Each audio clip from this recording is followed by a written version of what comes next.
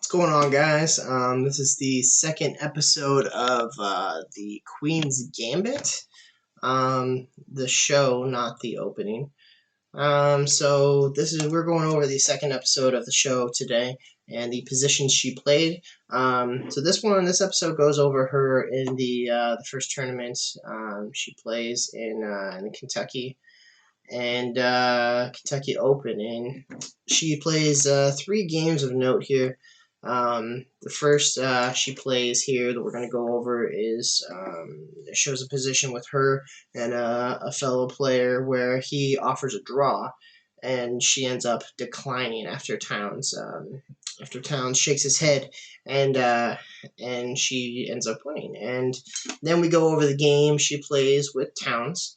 And lastly, her game against Harry Beltic, which is the over 2,000 level player that was supposed to win that championship that she ended up overtaking. This actually copies a game from history in real life, played by Rashid Gibiatovic. Not even going to try it, but it copies a game that was actually played in real life, which is really cool. They throw that in here on the show, making it more realistic, interactive. So you can actually see they put a lot of work into it. So the first position we'll go over here.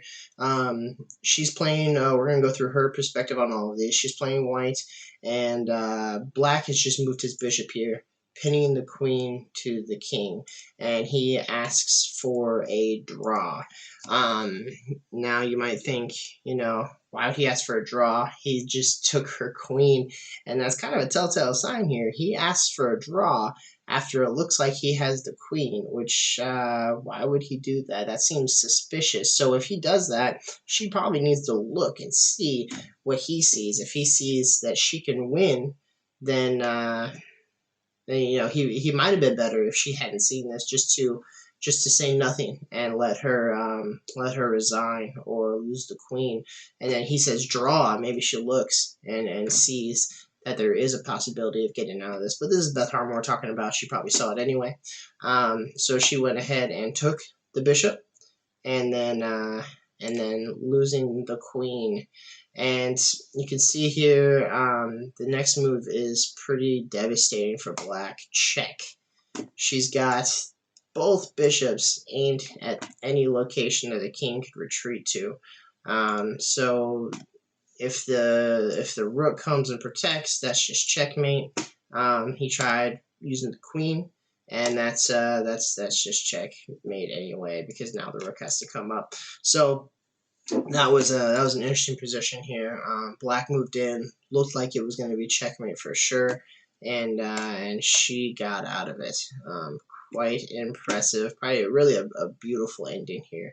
And the show does really good at beautiful endings and creative chess, the romantic era of chess, making everything look cool and doing checkmate in the most beautiful possible way. Here we go. This is the game where she's playing against Towns, one of the other characters, and the one who has been kind of helping her through this tournament. And this is an interesting position she has here. She's got a rook and a knight versus his rook, so she's up on that. He's got 2 extra pawns, so he is down in material by about a pawn and a half. And he's got a pawn that is going to try to go get queened. And so he takes the pawn, and she attacks the rook, and he comes up, she attacks again, and this is where in the show he says, "You're humiliating my rook." And then he plays there, and she says, "You won't have to suffer much longer because of this fork right there." And at this point, he resigned, as he should. The king can't really, he can't really do anything after this. He's protecting the square from the pawn advance. Black is just going to destroy. Lastly, and my favorite game in this episode is her game against Harry Beltic. He comes in late on this one. And later on, when he's losing, she says, maybe you could have got out of it if you came in on time. So he was way overconfident, comes in and just thinks he's going to destroy her, so he doesn't need to be on time, and ends up biting him. So she starts off with the King's Pawn opening, and he plays French, and so let's see, this is regular, typical openings. She's kicking the bishop away, and then we go ahead and trade here, and the center is pretty even here. However, black has a little more center of pawns. He's got a nice pawn structure here, whereas Beth has pieces developed. She's got more pieces developed. She's got only one pawn in the center, but it's protected by two pieces. So different ways of opening. You know, he chooses to have a nice pawn structure, and she chooses to develop her pieces. So this is an interesting move, pushing this pawn up to bring the bishop here. Now, you know, it looks wonky because you're in a castle here, so it looks like it's going to weaken the king. It's not too much the case, since you're putting the bishop here to fianchetto. Since the bishop's going to protect both this pawn and this pawn's still protecting this, as the king's protecting this. So not too bad. So here black's going to do the same. They both fianchetto and castle. So we've got this weird king pawn structure. It's you know, it's common enough, but usually you see this pawn right here and h2 instead. But it works out well. It's pretty safe still. So then he's moving the queen out, protecting the pawn. So here the pawn is protected by the knight moves. Probably got to come here and attack this pawn. So the pawn right now is protected by two pieces. We got three pieces, and suddenly it's protected better because this bishop can attack. I mean, the bishop could attack here too.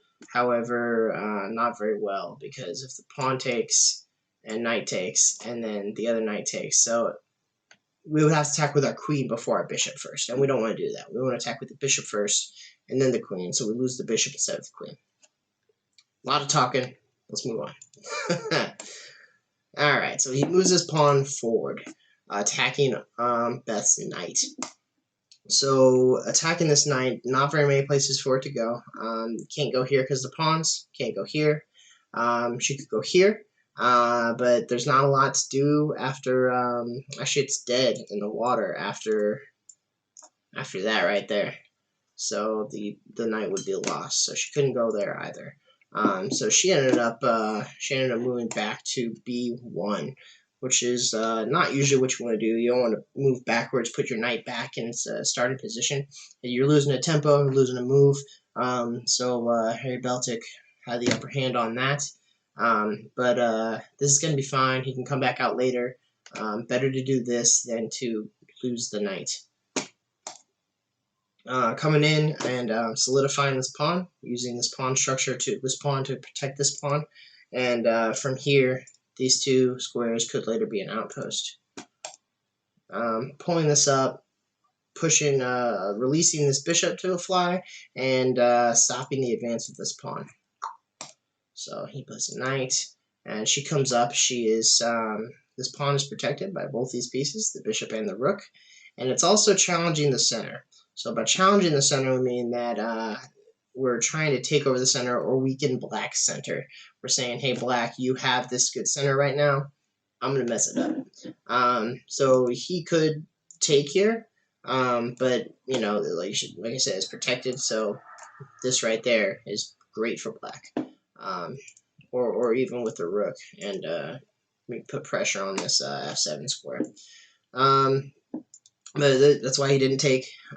Now this is also weakening the king side a little bit, but you know, you got to take over the center. So you know, you got to make sacrifices somewhere, and she chose to do that. Queen comes out, putting another defender on this pawn.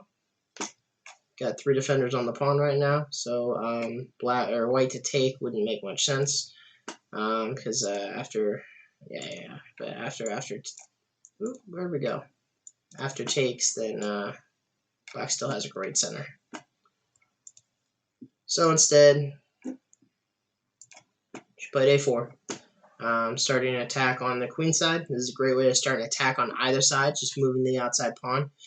It's protected by the rook, so moving that and creating a pawn storm is often a good attack strategy, as long as you don't weaken too much. Castles, and then f5, attacking this pawn that's protecting the king. Now, once he committed to this side castling, because he gets castle either side. Once he committed, she knew it was okay to commence a king side attack. Now, if she would have done this before and he castled queen side, this is for nothing, and it's wasted. So right here, challenging this pawn. Now, the knight can't take because it's protected. This pawn really should not take because, first of all, we can recapture with the pawn, but also because it weakens the king side so much. Then there's a straight line to the king, and that's not what you want playing. And so comes up and stops the further advancement because that could have been a fork later. And so now she's bringing her knight back in the game. And since this knight's here, blocking the bishop, black decides to pin it, which isn't really much of a pin because, if you take the bishop, we're just going to take it back with the rook. But it's interesting. Moves the king up to avoid this check here. The bishop coming down, being protected by the pawn and checking. So if he did that, we'd come up here anyway. But we're doing it ahead of time. She's doing it ahead of time just to not lose a tempo, because if she does it now, then this does nothing for black, and she doesn't lose a tempo playing throughout the game. So he moves his king over. Doesn't make a whole lot of sense. Not really. There's nothing much to that. Maybe he's thinking about this pawn take. Maybe he did some calculation that was off. But she goes ahead and takes this pawn, and he recaptures. Now, this king is not very protected. There's a straight line to it here, and this diagonal could cause him some trouble. So both his pawns. If you see here, the king is in a similar situation, but he's got two pawns in front of him. He's got one pawn in front of him, and a bishop. So it's a lot weaker. So he moves the knight up, and now he doesn't even have the bishop. He just has to trade it off. He didn't have too great of options there. He could have put you back to g7, but trading the bishop was probably his best move in that scenario. Moves the knight out. Not doing really an attack on anything but this pawn. So c3. If he takes, we're going to take the pawn back, and we're taking the center over and opening this file for our rook. So she's definitely doing the right thing there. Now, since she moved this kind of leaves this pocket open here for the knight to come in. So got to move the knight, and moving it to a square where the knight can't attack it again is nice. So since it's on a diagonal, 2 away from the knight, she knows the knight can't attack it again with any one move. If for instance she moved it here, he still couldn't because it's protected. But that's just a rule of thumb. Sometimes if you're attacked by a knight, move to a place where it can't attack you again next turn. So on this diagonal, he couldn't attack her again. And this is a decent spot for the knight to sit, except that there's nothing over here for it to attack anymore. It'd be really nice over here if that knight was sitting in the same spot, but here, what's he gonna do? He can't come to any of these squares, so it's kind of a useless good position. You know what I'm saying? So rook comes over to the center, and then she moves the knight here. Now, better might have been here, attacking the knight and fighting in this area right here. But she decided, instead of continuing the fight over here right now, she's going to bring the knight over and start attacking on the king some more. So he moves back, and then she moves the bishop up, bringing all these pieces into formation to attack the black king. Queen's coming up, probably to come in here and start defending because he needs some defenders. All right, so we move the bishop up, attacking the queen, and this square right here has suddenly become very important. It's being attacked by white 1, 2, 3, 4 times. It's being defended by black 1, 2, 3, 4 times. So if black were to say come here, it'd be white initiating the attack. So since it's even attackers and defenders, white would win because he's got the or no, black would win because he's got the defending position. So why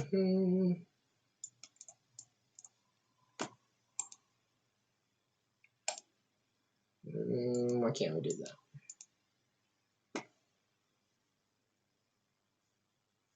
Oh, because it's white's turn. Having enough coffee today. So after we trade down here, black would have been on top. So it might have been a better idea for him to capture here. But instead he played to move his pawn here and kind of push all this out. But instead he played Queen F7. So kind of that was his plan earlier, bringing the queen up, trying to get on his king side and defend. And so she goes ahead and tries to get through by pushing the knight back, and then eventually we're gonna push it back up. So he was in a precarious position with this pawn that could come down and attack. Queen goes to g8, still just trying to prevent any attack on the king, and then h4, bringing our pawn up. We're gonna try to throw this pawn off center and open up the king some more. G7. G7 was not a great move. So coming in front of his queen, if anything, we could come and attack the king and then gain the queen with a rook. She goes ahead and moves the rook up, and he moves the rook down. Put in another defender here. Not much reason to it. There we go, doubling up the rooks. And doubling up the rooks is going to be what really wins this game for Beth. Alright, he goes back to d8, so he literally just wasted a move. So he moved here, and then she moves, and he moves back. That's a whole loss of a whole move that he could have used to defend his king or carry a counterattack. So she finally does this move here on c2, attacking this, but the queen's protecting it now, so it doesn't do a whole lot. So the pawn comes up, and pawn comes up, putting pressure on this pawn that is protecting the king. The only thing between white and checkmate. So this is a nice pawn structure. He has still got a great pawn structure, but as we can see, pawn structure is not everything. So it goes ahead and takes. Whoa, whoa, whoa, whoa, whoa, whoa, whoa. Where are we at? All right, goes ahead and takes the pawn. And then he takes a pawn here, threatening to take another pawn and I don't know, try to get another queen. So takes back and brings the pawn down to attack this pawn. Not a whole lot going on here for black. If white were to leave this here, he would go ahead and take the pawn. If he took, then we've got double pawns and a open rook file. So she went ahead and moved forward. Now so we've got this nice little pawn trio here. I say nice, it's alright. So he goes in and takes and takes. He can't take back.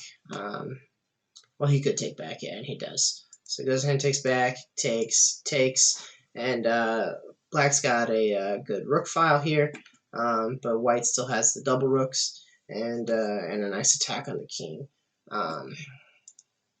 So bringing this up, attacking this pawn. Pawn cannot take because, well, should not take because then we take, takes, takes, and we win the queen for 2 rooks, which in this position would be pretty devastating for. Oh no, we do, yeah, queen and rook for 2 rooks, so black would be done for. So he pushes forward, attacking the bishop. Kind of not really, because he can't. Once again, he can't pull this off. And so we go ahead and take. So we've got 3 defenders on this versus black's 2 attackers. So black cannot take this material. Black queen comes up, trying to do some counterplay maybe. Thinking about this along with this, and creating an attack. So white comes here, and with this, there's a double threat of the queen and the rook that we're attacking with both our rooks. So either way, if queen would decide to do this and then we take, that's a loss of a trade. So he tries to salvage it by checking, and we come down and defend. So he got away from that at least. He takes what looks like a free pawn. Turns out this is poisoned because we've got check here. Now queen has to take this rook, or it's a forced checkmate. And Beltic didn't see that, so king moved out of the way. And now we just see Beth Harmon do what she does best and destroy. So we've got check, taking the knight, sacrificing the queen, which is, again, beautiful checkmate. Romantic era of chess coming out. Now we've got check, and this is going to be over quite soon. Boom, with the bishop. Just a beautiful checkmate, beautiful game. And the greatest part about this is this was not fabricated. This is a game that was actually played in history, which is just fantastic to see somebody come up with such a creative attack. And this is a great game to study for attacking a fianchetto castle king. And in the show, it was very fun to watch. Even though we couldn't see all these moves and what happened, it was very entertaining. It's great to see Beth win against the smug guy that showed up late because he didn't think she was worth his time. So that's episode 2 of the Queen's Gambit. We'll be doing episode 3 next. Thank you for watching. Subscribe, like the video. Let me know what you think. Let me know what game was your favorite of the Queen's Gambit show. Hopefully they come out with more shows like that now that people have liked that so much, because it's just so fun to see people coming up with different chess ideas like that. I hadn't seen any TV show that was as good as the Queen's Gambit that covered chess really before. So I'm super excited to see chess becoming popular. All right, guys. See you later.